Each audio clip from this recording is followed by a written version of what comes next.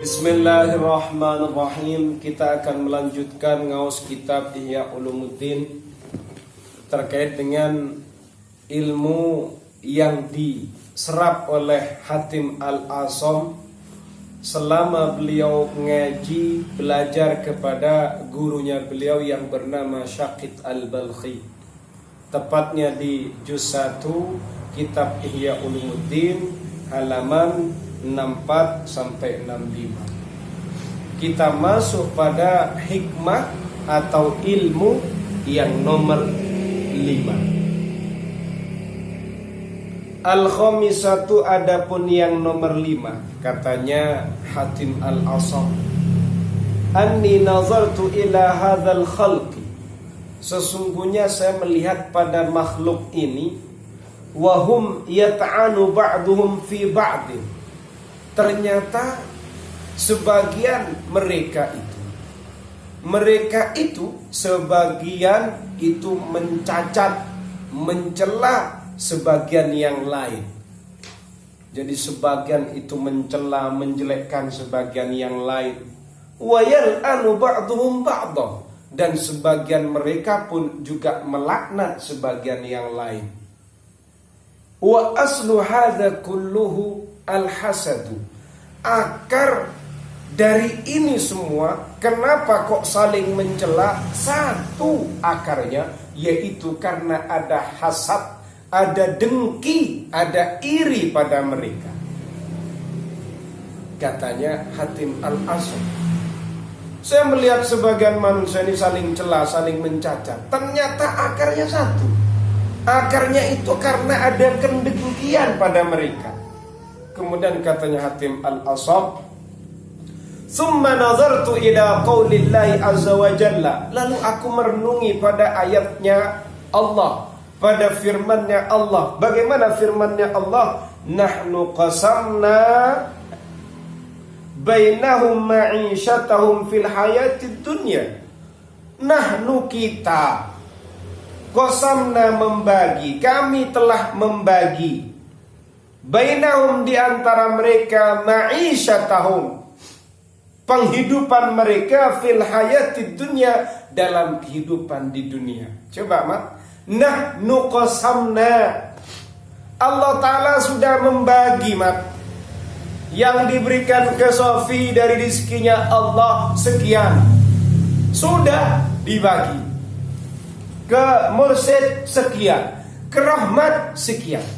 Ingat mat dulu mat, kamu ke Korea, kamu ke Jakarta, tetap bagianmu sudah dibagi oleh Allah dan akan nyampe kepada kamu. Kemudian katanya Hatim Al-Asam, fataraktul hasada wajtanabtu al-khalqa. Akhirnya, karena saya melihat ternyata sudah dibagi oleh Allah, maka akhirnya saya tinggalkan ke iri dengki saya. Tidak butuh saya dengki itu. Kenapa? Karena masing-masing sudah diberi bagiannya oleh Allah. Justru saya menghindari, menjauhi makhluk itu sendiri. Wa alimtu annal qismata min indillahi subhanahu wa ta'ala, dan saya sudah tahu kalau pembagian itu semuanya adalah dari Allah azza wa jalla. Fataraktu adawatal khalqi anni, lalu saya meninggalkan untuk memusuhi makhluknya Allah kepadaku. Dia memusuhiku, sudah saya tidak ngereken.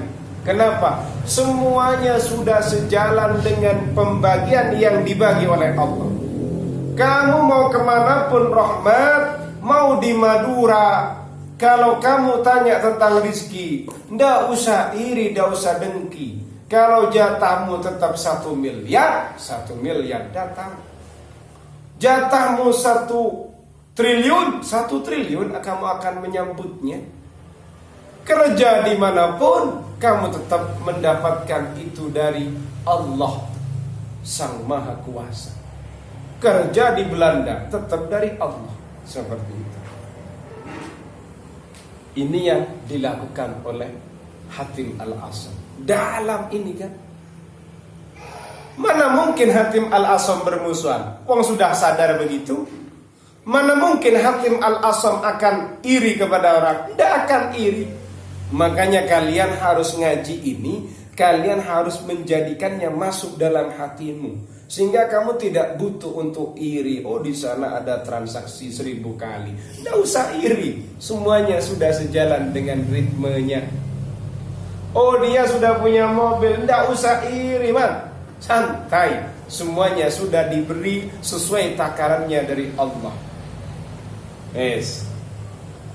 As-sadisatu, kemudian hikmah atau ilmu yang keenam, apa itu?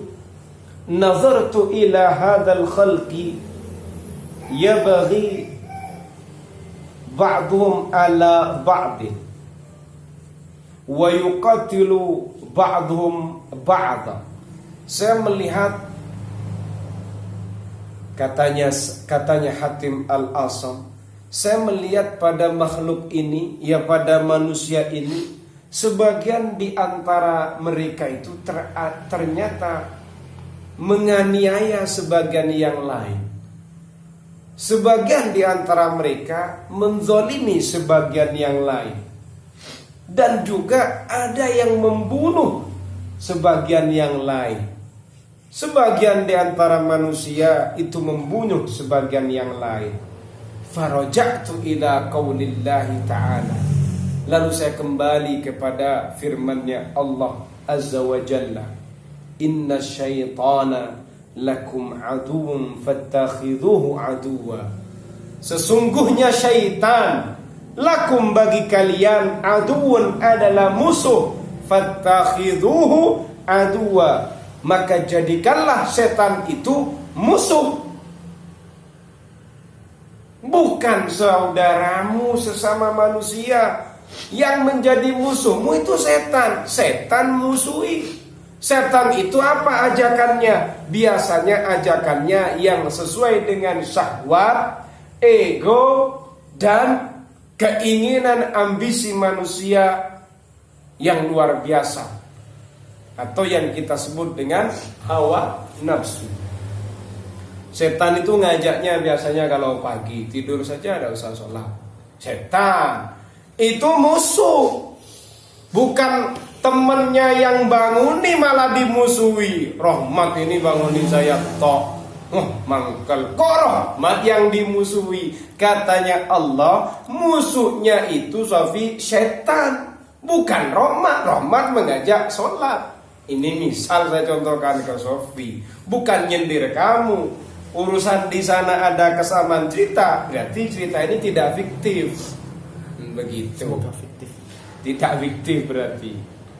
Begitu. Jadi kamu Rahmat tetap semangat bangun Sofi, karena kamu bukan setan. Atau ada juga orang yang ngajak, ya orang ngaji sudah betah, pengen pulang.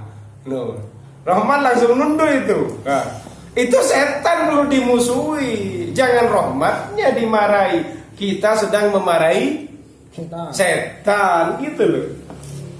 Oh, ngaji kok malah baru pulang. Iya biasa, setan itu tidak pas kalau ngaji itu kadang terbakar dia biasanya. Seperti itu. Katanya Hatim Al-Asam, fa'adaituhu wahdahu wajtahadtu fi akhdhi hadri minhu. Karena ternyata saya sadar setan itu adalah musuh satu-satunya. Akhirnya satu-satunya yang saya musuhi adalah setan, dan saya bersungguh-sungguh untuk fi akhdhi hadri minhu, agar waspada dari setan itu sendiri. Nah, begitu. Jadi kalau ada setan kamu waspada. Setan itu ngajaknya apa? Boyong. Setan itu mah. Begitu loh. Malah Sofi, apalagi ustadznya. Duh, ini kok ustadz kok begini. Duh, malah ustadznya yang dimarahin ini. Duh, gimana ini? Li'annallaha ta'ala, karena sesungguhnya Allah ta'ala syahida alaihi annahu aduun li, bersaksi, ya toh? Alaihi, atas syaitan annahu bahwasannya syaitan aduun li adalah musuh bagiku. Allah Ta'ala sudah mengatakan secara tegas syaitan itu adalah musuhku. Fattakhidhuhu aduwa. Oh, di bawahnya ya. Fataraktu adawatal khalqi ghairi. Lalu karena saya tahu musuh satu-satunya itu adalah syaitan, akhirnya saya meninggalkan untuk memusuhi selain syaitan. Saya mulai sekarang tidak mau memusuhi kecuali syaitan. Allah. Paham rahmat ya? Berat ini mat. Harus kuat di sholat subuh, isya, asar, siap taklim, tidak bolos, tidak goyong sebelum waktunya. Karena yang memicu kepada keluarnya dari batas ini berarti setan, perlu dimusuhi, bukan temanmu. Begitu. Yes.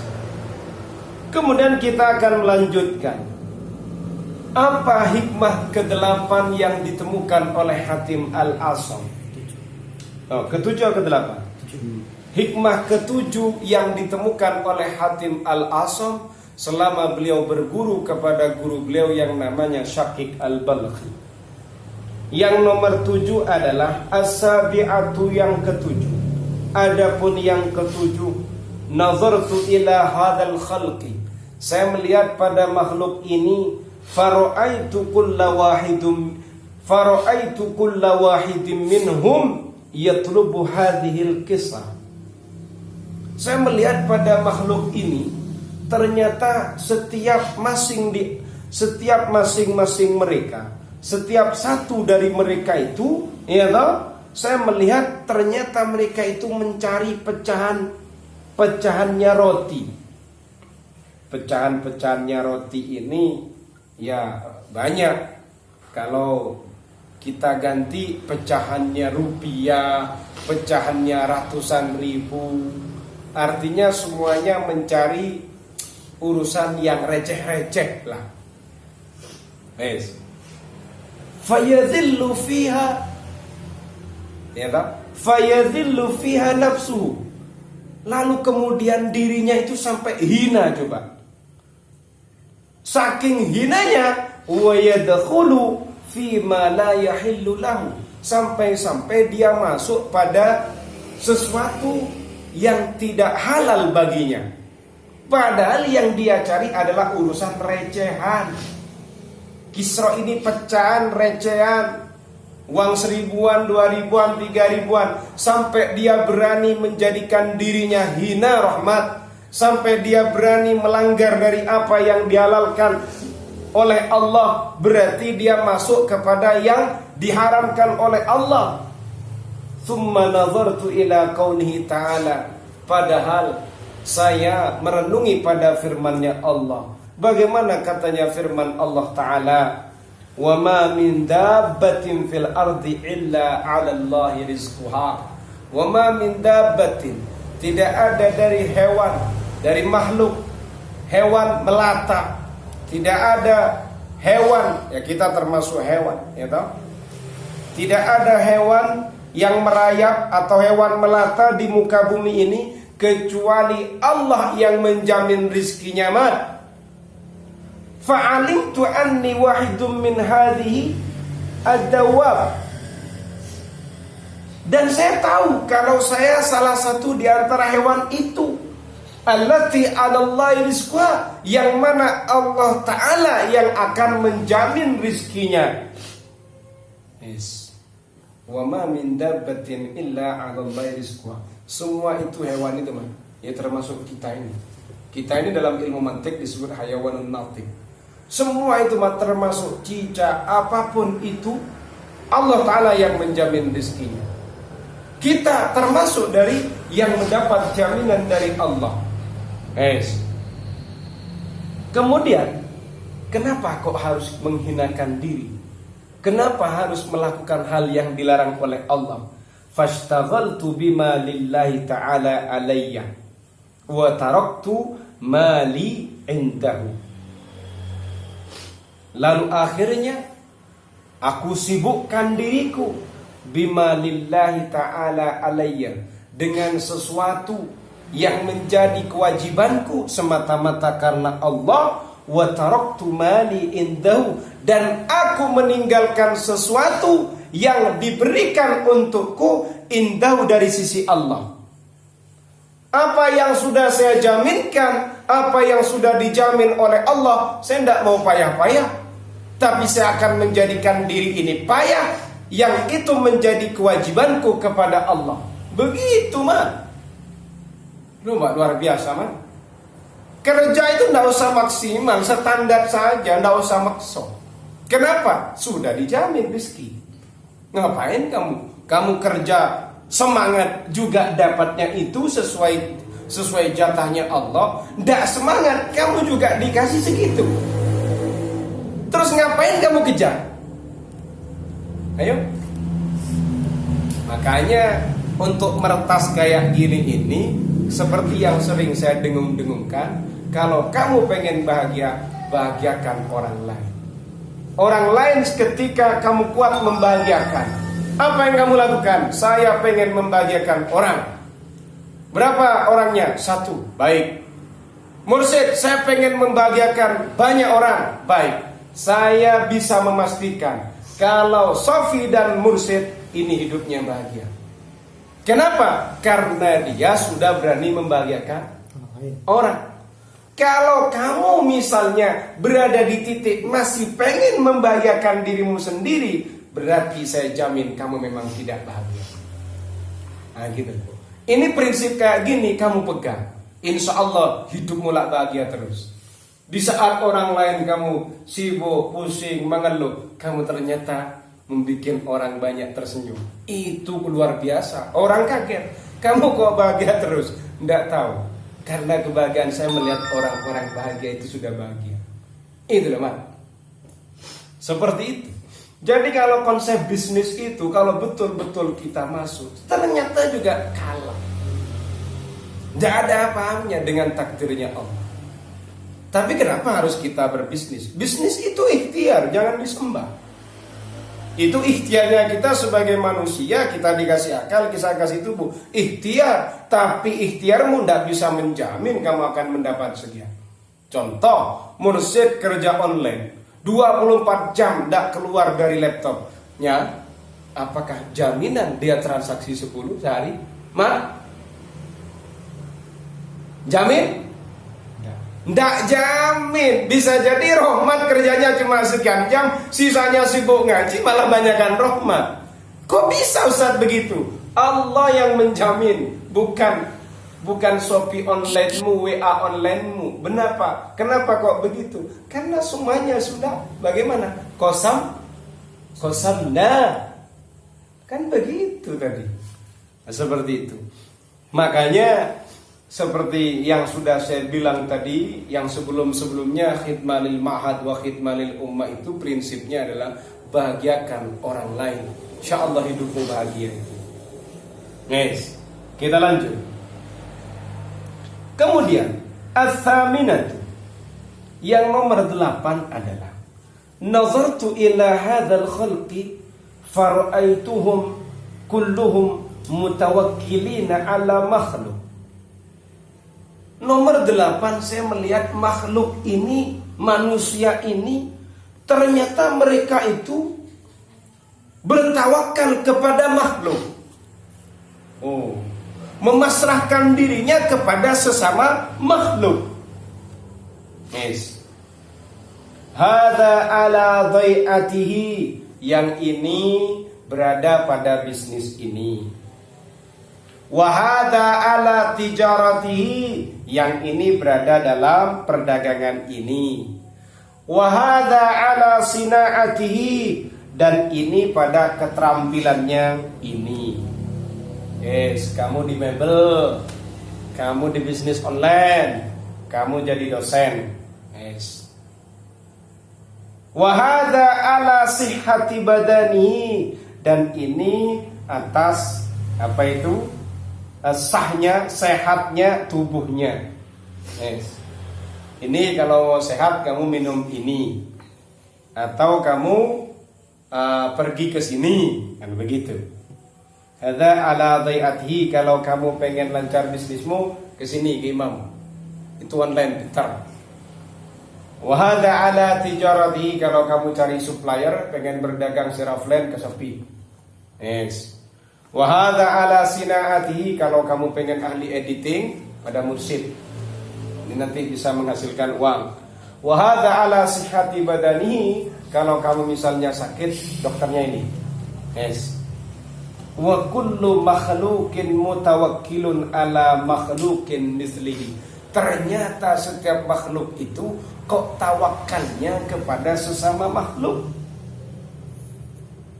Faraja'tu ila qaulihi ta'ala, lalu saya kembali kepada firman-Nya Allah Ta'ala, wa may yatawakkal 'ala Allah wa may yatawakkal 'ala Allah fahuwa hasbuh.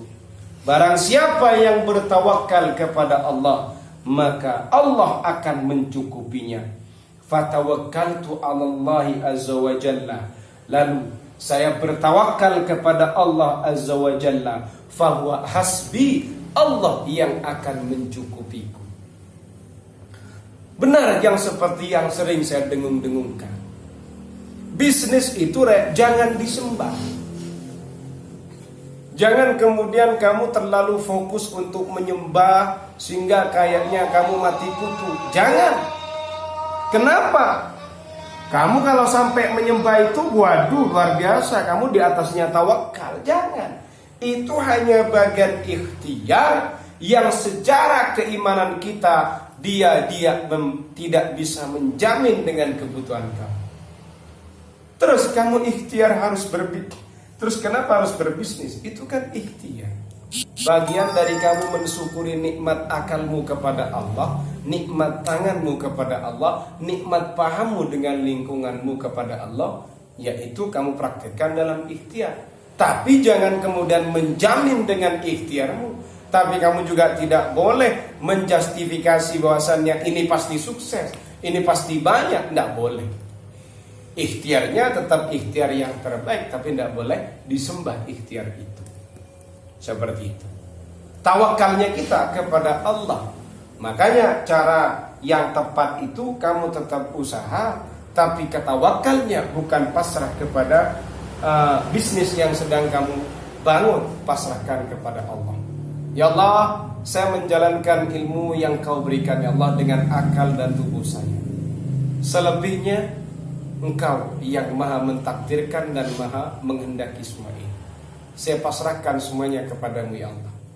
Seperti itu. Kalau kamu begitu, Allah yang akan mencukupi. Misalnya mursyid besok waktunya menikah umur 30 misal, karena mau lulus sampai S3 di sini Mondo itu. Ini misal. Nah, ya misal mau nikah, takut mursyid. Gimana saya mau menafkahi istri saya? Loh, tidak usah terlalu galau dengan hal itu mursyid. Paham mursyid? Yes. Setelah Hatim Al-Asam ini mengungkapkan 8 hikmah, 8 ilmu yang beliau dapatkan dari gurunya beliau yang bernama Syaqiq Al-Balkhi, bagaimana komentarnya Syaqiq Al-Balkhi? Qala Syaqiq Al-Balkhi, qala Syaqiq ya Hatim, wallahu a'lam bissawab. Kita ketemu pada episode berikutnya. Terima kasih. Nakhtatim hadzal liqa bilhamdulillah. Alhamdulillahi rabbil alamin.